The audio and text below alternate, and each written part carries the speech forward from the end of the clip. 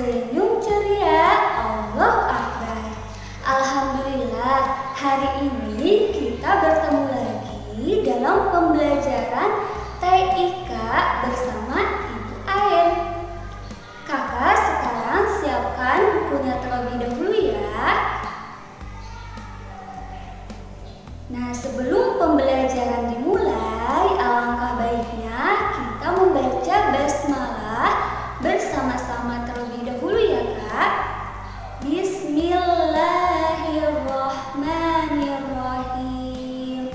Nah, sekarang Kakak buka bukunya di halaman 2. Masih di halaman 2 ya Kak. Nah, kemarin saat pertemuan sebelumnya kita telah membahas tentang apa itu arti TIK dan apa itu komunikasi, dan juga kita telah membahas alat-alat atau jenis-jenis dari alat komunikasi. Sekarang kita akan melanjutkan kembali ya Kak. Kemarin kita sudah membahas apa itu komunikasi. Komunikasi bisa dilakukan antara 2 orang atau lebih. Nah, komunikasi ini contoh penerapan dalam kehidupan sehari-harinya seperti kakak sedang berbicara dengan ayah, ibu, ataupun teman. Nah, kakak ketika berbicara atau mengobrol dengan orang lain pasti secara berhadapan ya Kak, berhadapan langsung. Berarti itu dinamakan dengan komunikasi. Tapi komunikasi juga bisa dilakukan antara 2 orang dengan jarak jauh. Misalnya tidak berhadapan langsung, jadi tidak bertemu langsung ya. Pasti kakak sudah tahu bagaimana cara berkomunikasi dengan jarak jauh, yaitu dengan menggunakan bantuan dari alat komunikasi. Nah, sekarang kita akan belajar materi alat-alat komunikasi yang biasa digunakan dalam sehari-hari. Jadi, biasanya kakak berkomunikasi dengan orang lain, tapi yang jaraknya jauh itu menggunakan alat komunikasi apa saja?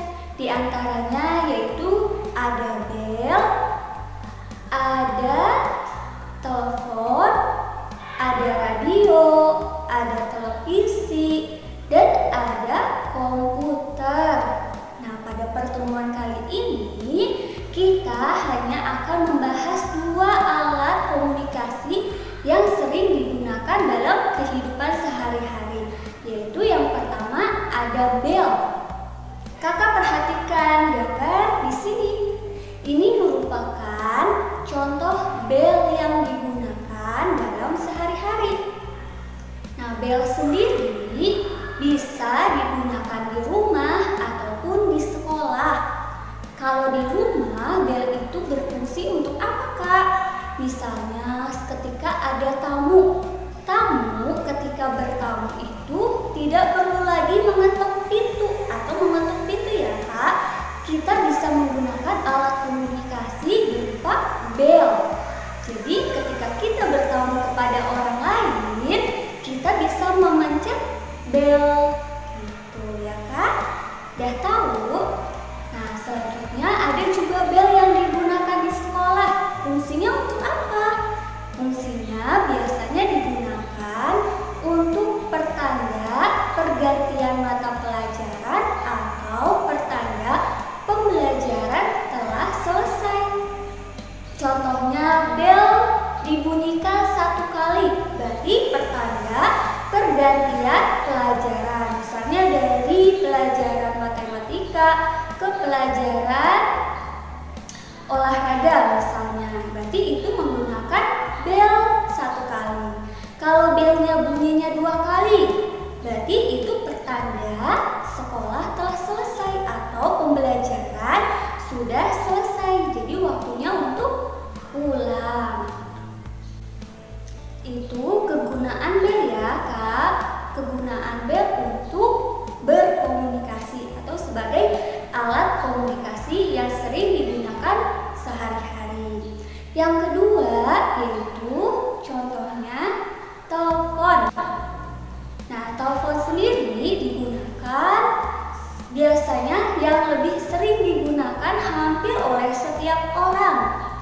Nah, telepon juga memiliki dua jenis lagi, yaitu ada telepon genggam dan ada telepon rumah. Telepon rumah itu ada ciri-cirinya dan gambarnya seperti ini. Coba kakak lihat dan perhatikan. Sudah tahu? Pasti tahu ya bagaimana bentuk telepon rumah seperti ini. Nah, ciri-ciri dari telepon rumah itu ukurannya besar, terus memiliki kabel seperti ini ya kak, dan tidak bisa dibawa kemana-mana. Jadi cuman berada di satu tempat itu saja. Sedangkan jenis yang kedua ada telepon genggam atau biasa yang sering kita panggil dengan handphone atau HP. Pasti semua orang sudah tahu ya bagaimana bentuk dari HP. Seperti ini. Ini bentuk HP. Nah, HP juga ada ciri-cirinya. Ini kebalikan dari telepon rumah. Kalau telepon rumah tadi ukurannya besar, terus ada kabelnya dan tidak bisa dibawa kemana-mana. Nah, kalau HP ini ukurannya kecil, tidak memiliki kabel dan juga bisa dibawa kemana saja karena ukurannya yang kecil. Nah, jika telepon rumah itu fungsinya hanya satu, yaitu bisa berbicara atau mengobrol dengan orang lain.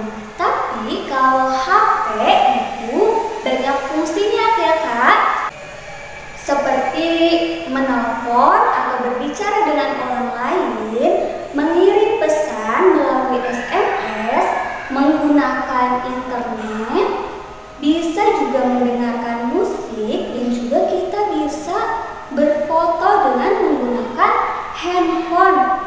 Jadi handphone fungsinya lebih banyak ya kak dibandingkan dengan telepon rumah. Nah kakak, pembelajaran kita telah selesai ya untuk pertemuan kali ini. Kita telah membahas dua alat komunikasi yang sering digunakan dalam sehari-hari, yaitu bel dan juga telepon. Nanti kita lanjutkan kembali di pertemuan selanjutnya ya untuk membahas alat-alat komunikasi lainnya. Tetap semangat belajarnya, jangan lupa terus berdoa dan jaga kesehatan ya kak.